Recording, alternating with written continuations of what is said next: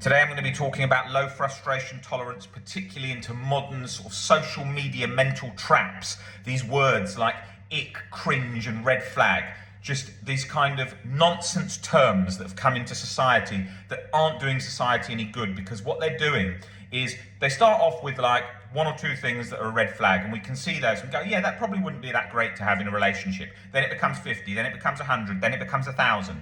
And then all of this is sort of like getting the nervous system to be highly on alert for things that people just pick and are like, I don't like that, I don't like this, that's not for me, that's not for that. Think of in the past, like people just went in their village, they found a partner, they stayed with them, they had kids. Now it's like swipe, swipe, swipe, don't want them, don't like that, don't like this, that cringes me out, that's an nonsense, right?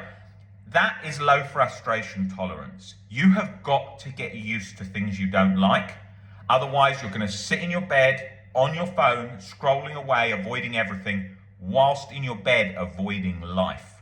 So many young people I hear say like, yeah, it's very, very hard to find a partner. I'm not dismissing that it's hard to find a partner. But I say, how do you go about it? And they're like, oh, I spend hours and hours and hours scrolling all the time looking for the perfect partner. And then I really can't have this and I really can't have that. And I watched this TikTok by one of my favorite TikTokers, and they said that these are red flags. Now I'm concerned, and I just got rid of my last boyfriend because someone said that that was an ick. Then I couldn't stop noticing that.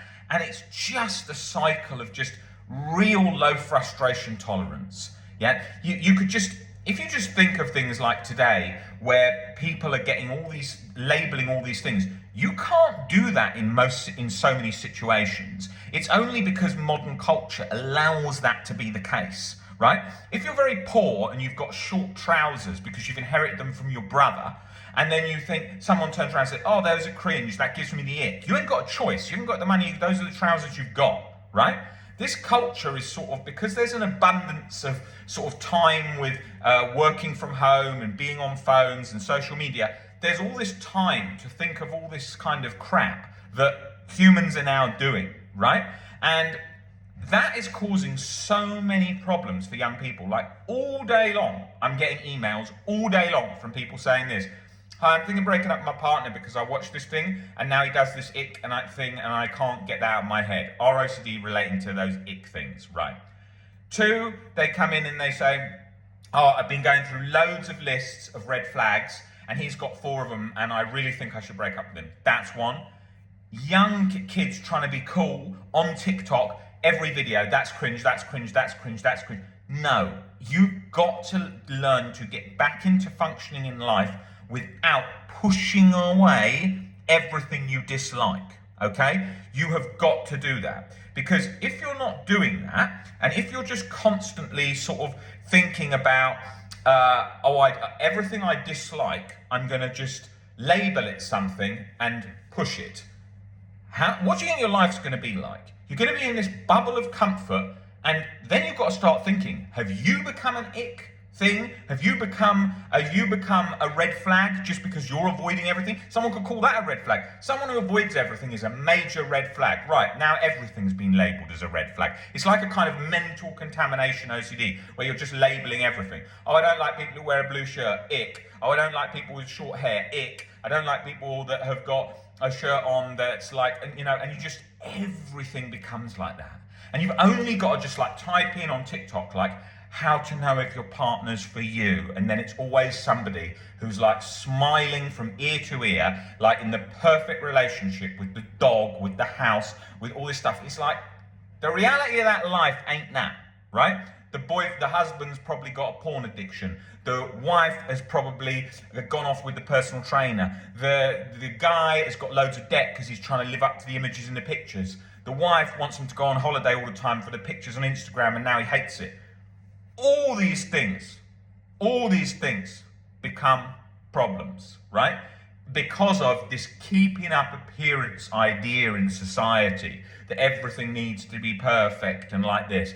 And then you've got like, you just see it all the time, especially with ROCD, just so much nonsense on social media, even when the topic is ROCD and the person talking about it's supposed to be like a specialist in ROCD, and they're saying things like, you need to really feel more love. You need to sort of just know when you're in love and connect with your partner, and you need to, if your heart's not in it, they're not the one. And if they have any of these red flags and you don't get rid of them, you're not doing yourself a service. You're not empowering yourself. You're not being the person you want to be. All this language, such crap.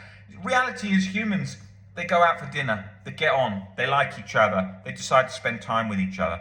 Not all this elaborate language of, oh, we need to bond, soulmate, connect. It's all over the top. It's all dramatic Disney language because that's the culture we've grown up in. And it's like, this stuff's like, when people come in, they say like, oh, this person's my soulmate. There's a million bloody soulmates out there. There's not one. People who say the one, there's not one. You see that all the time. And you see it in the OCD community. It's how to know if they're the one and how to make sure that your values and their values match. Fucking hell, that's unbelievable. Because in reality, it doesn't. You can go out with someone with different political opinion than you. You can go out with somebody that's different in so many ways. So many relationships are like that.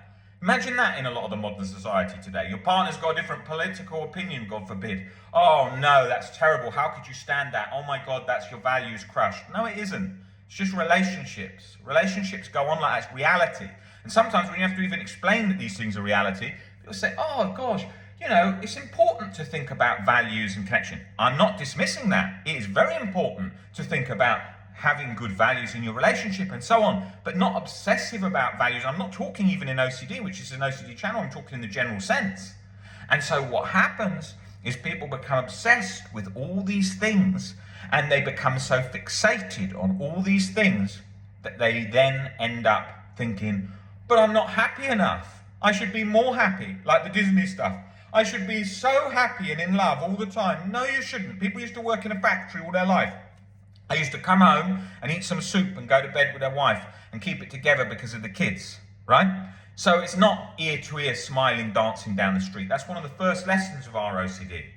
And so then with all this soulmate, you could go out, there's a million soulmates. There's not one person.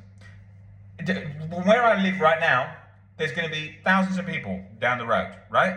There's going to be the person that I could marry 5, 6 blocks along, in 2 buildings along, in next building, whatever. But humans used to live in a village of 150 people and find someone they fell in love with.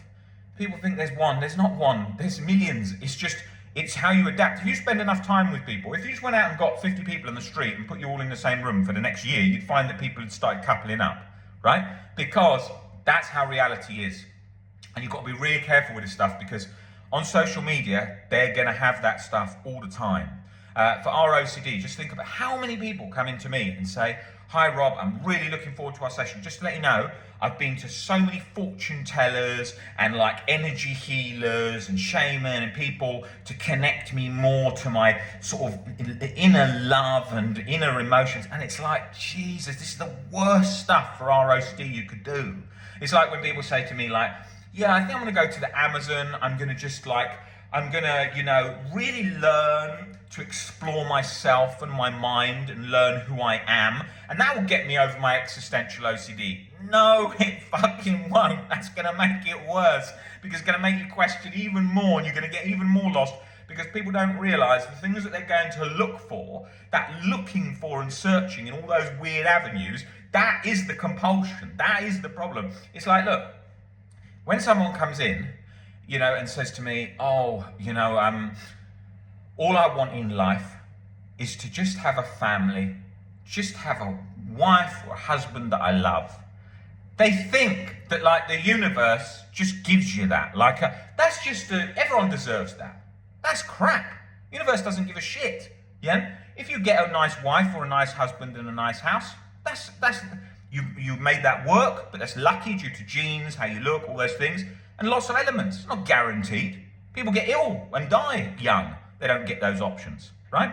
It's the same as a lot of all the social media culture, the sort of the get rich quick stuff is, all these people are like, oh yeah, well, if you work 7 days a week, Rob, and this is like a 17-year-old telling me this, if you work 7 days a week, Rob, all day long, and you're like really focused and really smart, you'll become a millionaire before 23. No, you won't.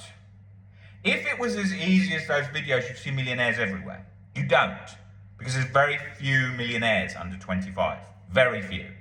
And that's not because they didn't work hard. Many of them have been working since 7 years old. Since 7 years old, Rob, how's that true? Well, I'll give you an example. You've only got to look at like an athlete, Like, look at somebody who's who's been training like in swimming, to tennis, golf, whatever, since a young age. And they start at what age? 4, 5, boxing, 4, 5. The Luke Littler, the darts guy, it's like 3, 4, right? What, you think their family didn't do it because they didn't think they were going to make money? Of course they did. And they've been doing that all their life, every day at the top level. And they're not multi-millionaire before 23. So all these things, you've got to be very careful in today's society, because there's just so much nonsense all the time, all the time, all the time.